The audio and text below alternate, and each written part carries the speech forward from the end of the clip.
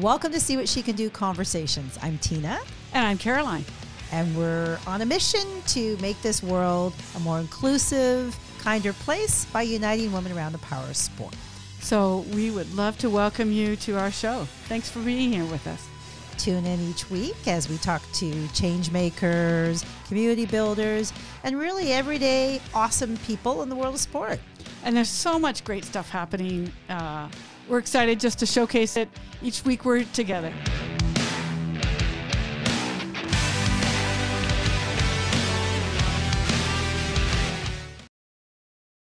Hi, everybody, and welcome to See What She Can Do Conversations. I'm your host, Tina Finelli, and I'm here with my co-host, Lisa Dunbar. Hi, everyone.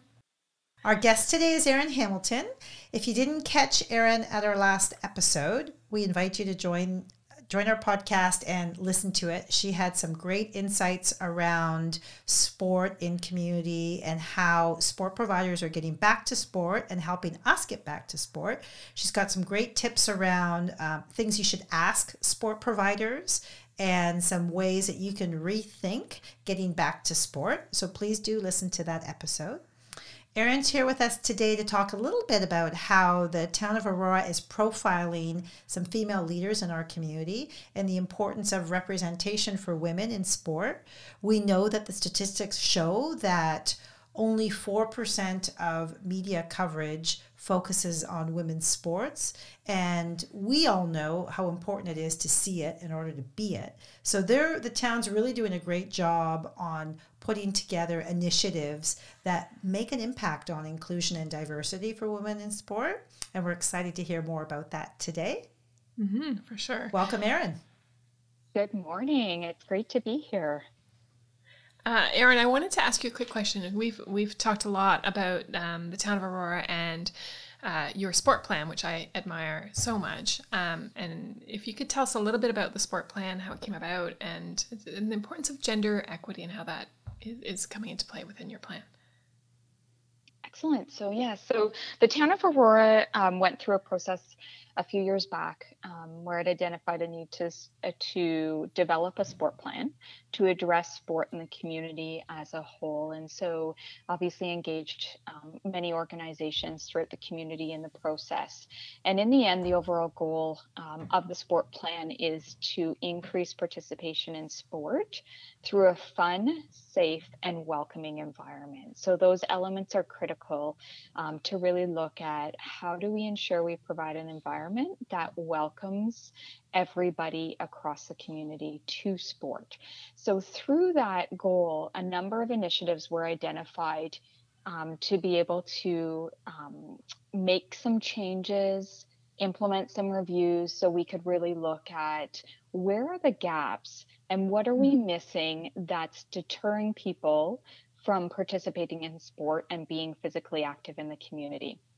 Women and girls was identified as one of the priorities where we needed to look and do a further evaluation, an environmental scan of what was happening in our community related to women and girls. And that's where we are here today, where the town engaged in a process of looking at the participation level of women and girls. Is there sort of gender equity policies and procedures in place across sport organizations and within the town that would foster an environment of participation? Well, the stats actually, support that nationally as well, right? Because girls at the age of 13 are 3 times more likely to drop out of sport than their male peers, right? And it's getting lower every year, right? Right, exactly. So what a great time for the town to step in and do something real and practical. Yeah, and it's amazing because recently the Canadian Women in Sport came out with a report called the Rally Report. Exactly. And so all this work has been done recently, or a lot of work has been done recently around women and girls in sport.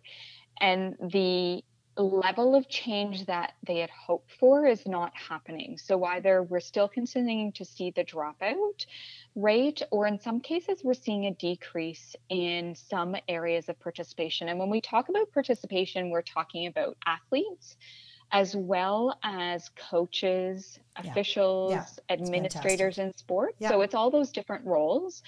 And so why is that? Like we have to dig a little bit deeper. And that's where we're out at today. And so we went through a process, and we had representation from SeeWhatSheCanDo around the table, which was fantastic, where we did some surveys, we did a consultation process, and in the end have put together a gender equity report, which is driving us in terms of next steps of how we implement change in this community, to be able to support more participation of women and girls in sport. We love that. We love the notion of digging deep, understanding the issues, and then putting some practical plans and tools in place to be able to actually go forward with that. And I think the Town of Aurora has done a really good job of involving community members, whether that's sport providers or others, to be part of the solution. So thanks for doing that. That's a really, it's a fabulous initiative. We're excited also about your 20 Female Leaders in 2020 initiative. That's kind of one of the offshoots of your sport plan. Can you tell us a little bit about that? Definitely. So one of the areas, and when I talked about sort of multiple roles within sport and addressing that for women and girls, is those in leadership positions. So in coaching positions, official positions, board of director positions, there is definitely the stats don't show that women and girls are in those roles in an equal capacity as their male counterparts. And when we talk about the gap there, it's quite significant. And so our goal through this 20 Female Leaders in 2020 was to support females in the community to either start down the avenue into one of those roles or support them to continue to further their coaching careers, official careers, through more training, through coaching courses, as it may be. And so through this program, we're providing some financial support to females in the community, as well as some professional development training. And so we've selected 20 females, and through that, they'll obviously have those resources, but as well as celebrating them and promoting them out in the community. So Tina, one of the sort of first comments you made at the beginning of the podcast was, if you can't see it, then you're not going to strive to be it. So we need more females to be out in the community, celebrated in the media. And so it's perfect timing that we've just launched our promotion on social media of these 20 female leaders. So they'll be out in the community, and we're going to celebrate their successes, celebrate their contributions to sport, because it's an integral part of ensuring ongoing participation of women and girls in sport. Well, and it's amazing. We're going to have two of those leaders on our call in a few minutes.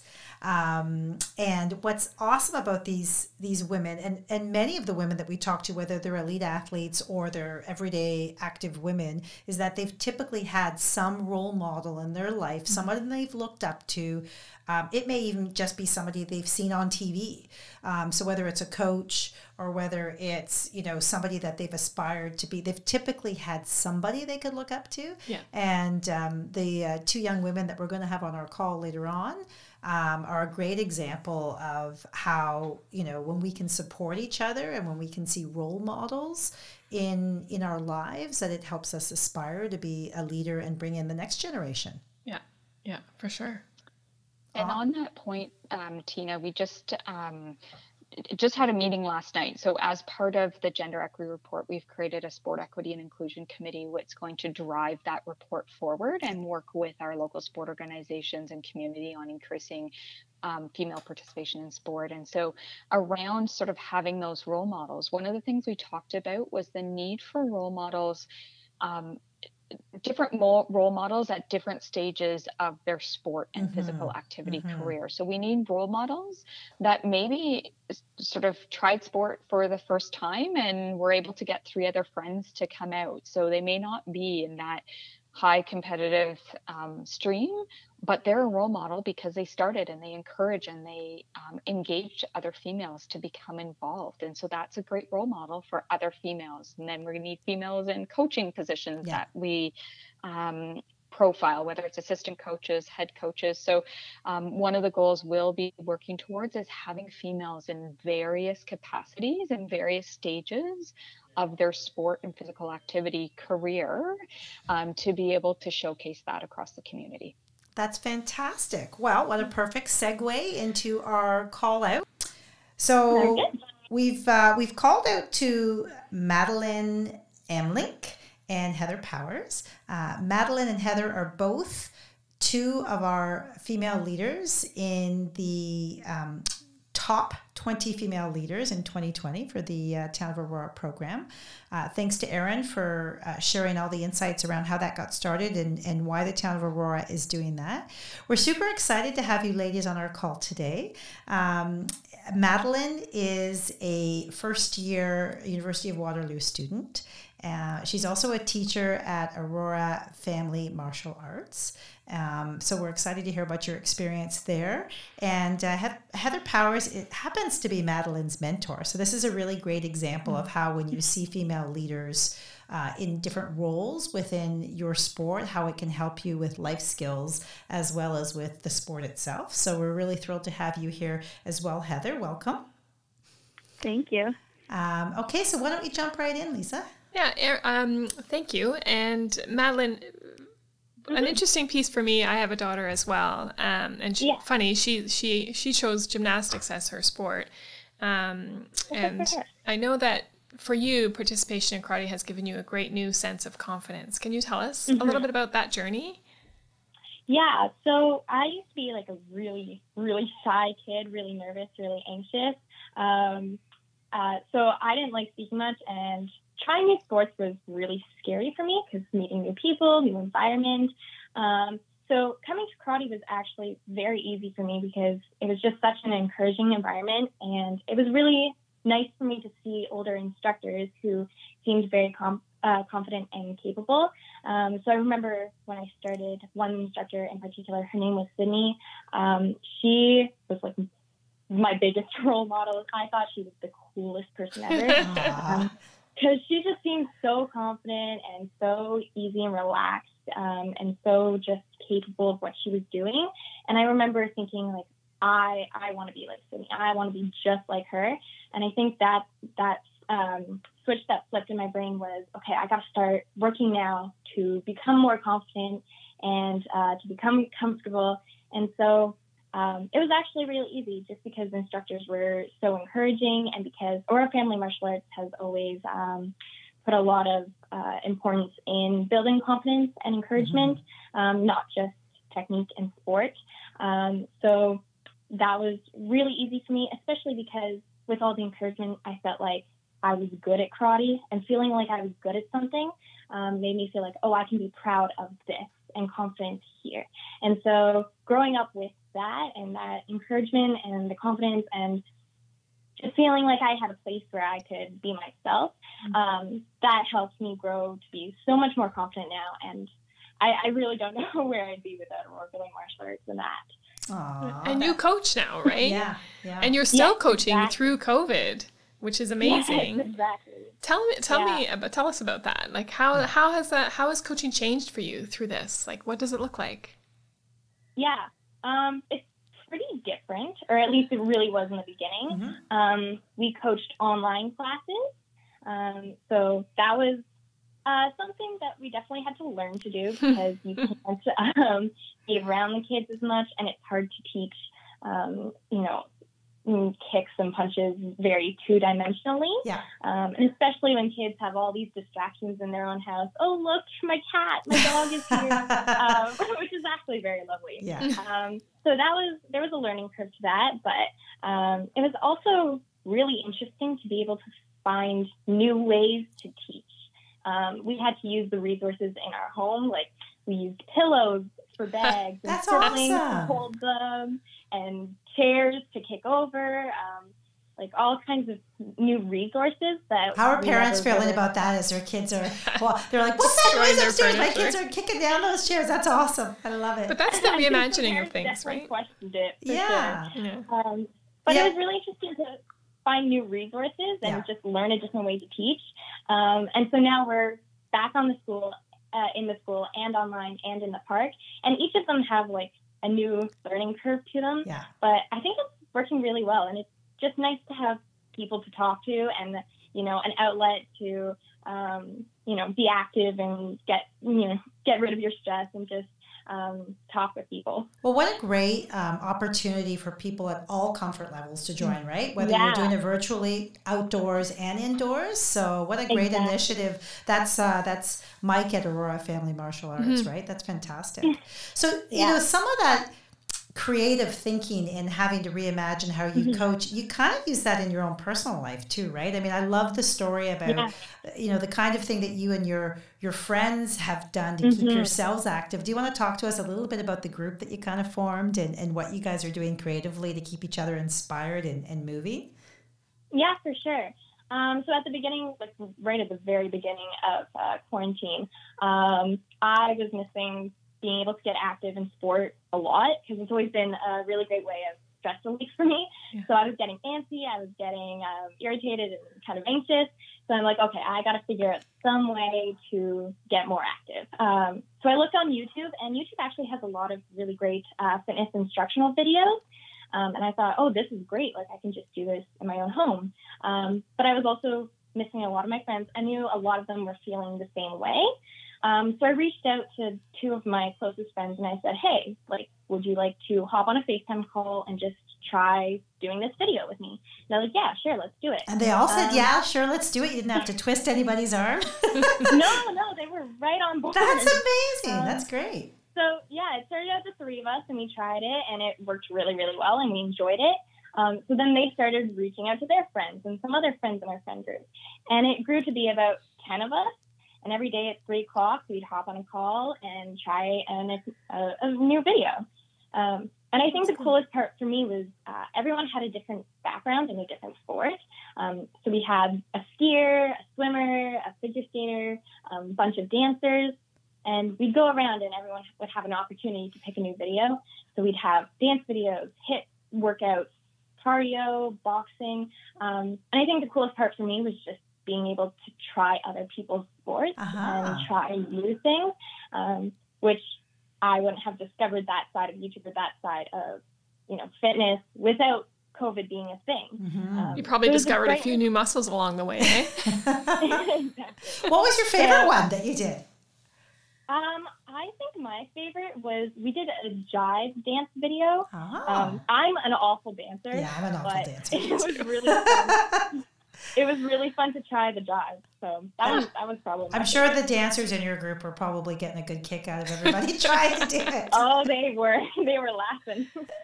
That's awesome. Yeah. That's awesome. Yeah. So tell us a little bit about Heather and how she was your mentor and what you kind of learned from her. And then we'll hand off to Heather so we can start more of a conversation involving Heather in the conversation. Yeah, sounds good. So Heather started teaching when I was probably around 11, 12, 13.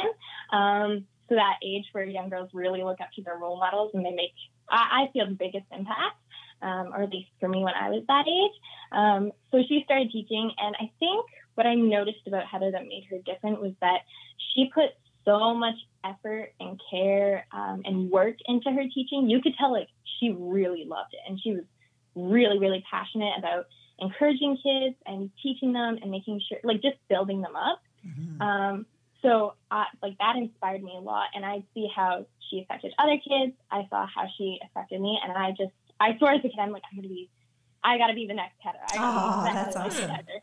See it to be it. So, yeah, it's true. Yeah, see it to be it. Yeah. Yeah. So when I started actually teaching, so I got really anxious about teaching. I was always really nervous. But knowing that I had a shift with Heather, or whenever I knew Heather would be there, just made it so much easier because I knew she'd scoop me right up, give me advice, help me out. And so I think I'm the teacher that I am because of Heather. And that's fantastic. Part of why I love martial arts so much is because Heather is there, and she just built me up so much and taught me so much. So she's really amazing. That's awesome. That's awesome. Yeah. So Heather, welcome. We want to hear some scoop on Madeline. We're hearing all this great stuff. You got to tell us a little bit about Madeline. How did you guys? I was going to be Hi. Oh. Nicest thing ever. Thank you. Well, I hope you guys all, I hope you guys really do see that how important it is to have role models for our younger, our younger kids, because I mean, Heather, look at the impact you've made on Madeline, and she's going forward to make impact on others. It's just, if we can all support each other that way, it's amazing. Okay, so we want to hear some scoop on Madeline. What was she like as a young martial arts athlete? So Maddie always stood out to me, to be honest. She was always so cheerful, and just like you could tell she was so happy to be there. We see a lot of kids that are kind of sometimes dragged in by their parents, and it's obviously like sometimes not their first choice of activity to be in, but Maddie always just was like a bright light, always smiling. She was always like offering help to other students and to the teachers too. She would offer to like help pick up some of the bags and equipment and put them away for us. She would offer assistance to any other like students in her classes that were struggling. She would always be the one to be like, hey, do you have a partner? I'll be your partner with you. And so she always just stood out to me as being like a student role model almost. Yeah. Which was fantastic. And so I would always try to kind of pick her up even more, where I would start picking her as my partner. And I would try to give her like maybe a little bit of extra, because I noticed that she was doing so well. Like if we were working on kicks, I'd be like, Maddie, that's a great kick. Now add on this to it. And I think that encouraged her as well, where it's like, oh, I get to, add on, I get to do something extra. And I think that really, really motivated her and kind of shot her up to the next level, which was fantastic. Amazing. Yeah. It's a good example of coaching. Like that's what it's all about, right? Mentoring and pushing people a little bit. Now, Heather, Tina was telling me a story about you, and we often talk about coaching aha moments, and she said you had an interesting one that I'm curious to hear about. Yeah. So my kind of a little bit of a shocker was I had a situation where I was teaching an adult class, and just for context, at the time I was 19. And I'm very short. Like I'm often underestimated. And I was teaching my adult martial art class. Oh, wait a second. Before you talk about your class, I want to tell the listeners how long you've been teaching, because you've been teaching quite a long time, right? Yeah. So I've been teaching for around 9 years. I've been teaching ever since I was 13. Amazing. It's amazing. And I'm 21 now. Yeah. Yeah. Okay, so now you're 19 in this aha moment. So you've been teaching for a number of years already. So tell us about your experience. So what had happened is class had just finished, and the adult class was at that time a majority more, not so much young adults. It was more like 30, 40, 50-year-olds, which is fantastic. But this Watch what you say about those 15-year-olds. I was just going to say that. Go ahead. So this gentleman came up to me after class, and he said, hey, women shouldn't be doing what you're doing. And what? It really set me back. Like I was like, did this man actually just say this to me? Like, what does he mean by that? I was so confused. Because I, to be honest, didn't really have a chance to get to know him, and he didn't get a chance to know me. We didn't know each other like on a personal level. It was maybe his like first or second class, so we hadn't like established that connection yet. And I was just like, I was really taken back by it, and it kind of hit me where I'm like, oh, am I not worthy of being a coach? Like, am I not adequate enough? Was my class not good enough? Like, I was really freaked out. I left feeling awful, and I was rerunning like that class in my head probably for like a good month. Like, what did I do wrong? What happened? But I came to this realization where, your perception of me is none of my business. My job as a coach is to positively impact the life of at least one person in that class. And if one person walked away from that class thinking it was a good workout, they learned something new, they had a good time, then I did my job. And so I learned from that experience that I'm not going to be able to get everyone on my side. Not everyone is going to enjoy maybe the way I teach, how I teach, who I am, what I do. But as long as one person walks away satisfied, then I've done my job. Well done. Yeah, your athletes are lucky to have you, right? Like, that's Yeah. awesome. So you are, you are a woman coach in a mainly male sport. Talk to us a little bit about your approach to coaching and how you earn that respect with your students. So my approach is really try to build relationships with a lot of people. Either it's like, whether it's kids, adults, my coworkers, and parents, anyone, I try to get to know them. I ask, all of my kids, how was your weekend? What did you do? How was your sports game? You had a soccer game. How was that? And I try to establish this connection with them because I want to feel approachable. I want all my students to know that they can come and talk to me about anything that's on their mind, anything that's bothering them, but they're not going to feel comfortable to tell me those things if I don't get to know them and they don't get to know me. We need to establish a foundation first. And so once, that connection is made, then I'm able to really do my job as a coach and understand, they're uncomfortable doing this. They feel anxious doing that. They really like doing this. And then from there, I can take those skills that they have and boost them up. But I would never be able to do that if that connection at the very beginning is never made.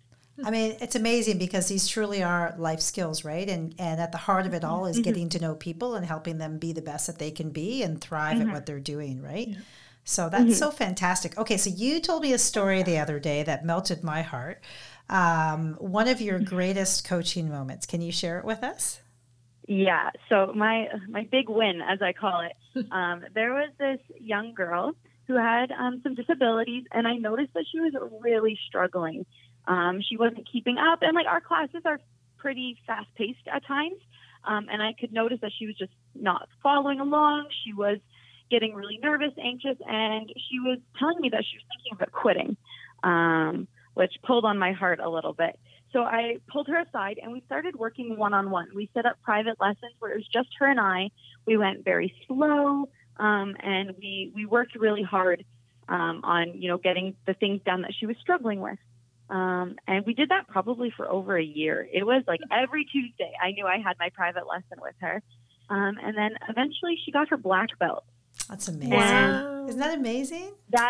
It made, I was so proud of her. And so we have this thing when we get when we do our black belt ceremonies, we have something called the rose ceremony in it. And it's where those who are getting their black belts get to give a rose to someone who's impacted their training. That's so amazing. Most people give it to their parents, they give it to their siblings, to their friends. And this girl gave me her rose, Aww. Which I was not expecting. See, you're making me cry again. It's the second time I've heard the story. I'm such a wuss. And so she told me that she would have quit that day if we didn't start doing private lessons, and that she was so happy that she continued and so proud of herself that she got her belt. And just knowing that, that little gesture of offering to work one-on-one with her made that much of an impact. I was bawling my eyes out when she got her belt. I was so happy. Yeah. That's amazing. Yeah, that's amazing. Now, you guys both co-run, right? The demo team. Do you want to talk to us a little bit about that and how you're starting to see things shift in terms of the number of female leaders that you're starting to, potential leaders you're starting to see come through the ranks? Yeah. So we both coach the demo team, which is exactly that, a performance team. And so we don't try to make it even. We don't care what gender the kid is or anything.